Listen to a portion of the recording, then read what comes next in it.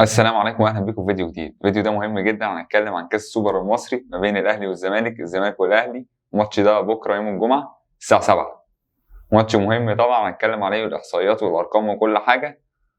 وهنبتدي دلوقتي بارقام الفريقين. اخر ست ماتشات الزمالك فاز ماتش والاهلي فاز 3 ماتشات، والتعادل في ماتشين، وهزيمه طبعا الزمالك خسر 3 والاهلي خسر مره. الاهداف المسجله الزمالك 10 والاهلي 13. طبعا الماتشات كلها قدامكم على الشاشة. كان 6 ماتشات. الأهلي كان لهم ماتشات كتير موسيماني، ماتش المدرب الجديد، وكان ماتش كابتن سامي قمصان. والزمالك غير مدربين تقريبا، كل ماتش كان بمدرب شكل. فده كان الأهلي والزمالك ماتشاتهم. طبعا الماتش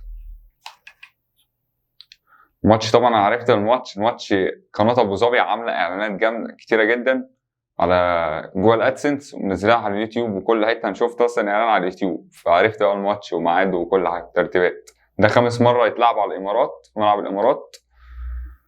وطبعا ماتش مهم جدا، سواء بقى الاهلي كسب الزمالك كسب ده خسر ده كده. احنا عايزين نشوف كوره، عايزين نتمتع، نشوف كوره، نفسنا نشوف كوره. يا جماعه انتوا بتلعبوا على كاس السوبر المصري، ده كاس البستون. عايزين نشوف كوره حقيقيه، مش تنزل تدافع بال11 وما تعملش حاجه. عايزين نشوف كوره، عايزين نشوف كوره، لازم. ما ينفعش كده.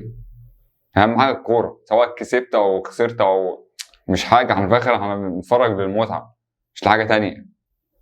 ده اهم حاجه، ولازم. مش عايزين تعصب، مش عايزين بقى ايه، نهدوا يا جدعان، دي كوره.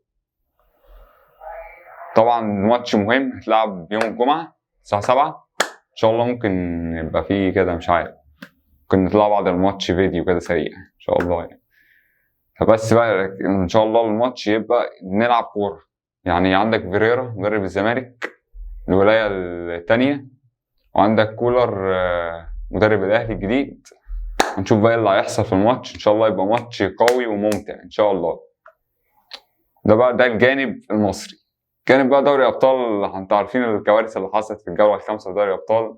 طبعا مش هنتكلم، كلام متعودين بقالنا كتير جدا على الشكل ده.